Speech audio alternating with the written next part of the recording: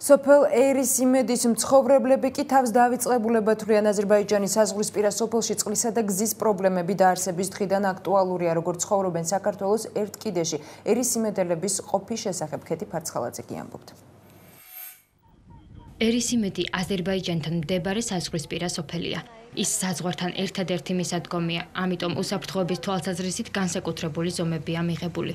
სოფლის შესასვლელთან ქართული პოლიცია დგას და ყველა შემსვლელ გამომსვლას არეგისტრირებს. სოფლის 6 ქუჩაზე 80-მდე კომლი ცხოვრობს. ეთნიკური ქისტები და აჭარლები აქ 22 წლის წინ ჩამოასახლეს და როგორც ამბობენ დაივიწყეს. რაიონთან გაშორებული, ყველაფერზე დავიწყებული საერთოდ. აი ხო ხედავთ, წყალი აქ არ არის, გზა აქ არ არის.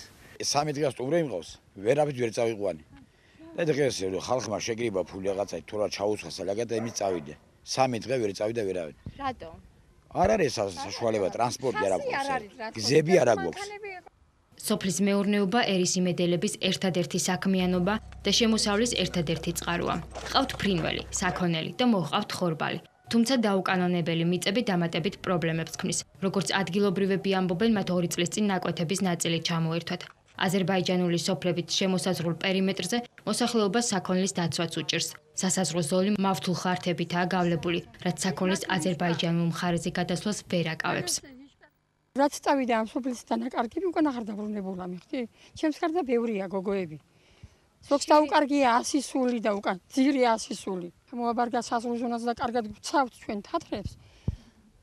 და დაჯდება ამისი კაი მავთული კი რა კაი საზღვარი რო გაკეთეს მე ცხოველეობა უფრო მეტი მეცხოველეობა გვაქვს საქონელი გვაქვს ძროხები კარაქი ყველი ვაკეთებთ სახლში რძეს ვაბარებთ ხორცი გაყიდით ძროხას გავყიდით არამედ მასეთ ვირჩეთ ახლა სამსახურების სხვა არაფერი არ არის სოფელში ბაზრობა არის აქ თუ ქალაქში ჩაგავთ ქალაქში ჩავდივართ უფრო რაიონში აგეს წნორში ავდივართ წნორამდე 50 კილომეტრია.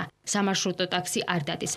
მოუხერხებელ გზაზე სიარული ერისიმედელებს ვაჭრობის გარდა ჯანმრთელობის გამოც უწევთ. სოფლის ამბულატორიაში მხოლოდ პირველადი დახმარების გაწევა შეუძლიათ. აქვეა ერთადერთი სკოლაც, სადაც 120-მდე მოსწავლეა. შენობა რემონტს საჭიროებს. ამ სკოლაში ბევრს სოციალურად დაუცველობისთვის განკუთვნილი უფასო სახელმძღვანელოებიც არ მიუღია. ადგილობრივები ფიქრობენ, რომ როგორც საზღვრისპირა მცხოვრებლებს გარკვეული ხელშეწყობაც უნდა ჰქონდეთ.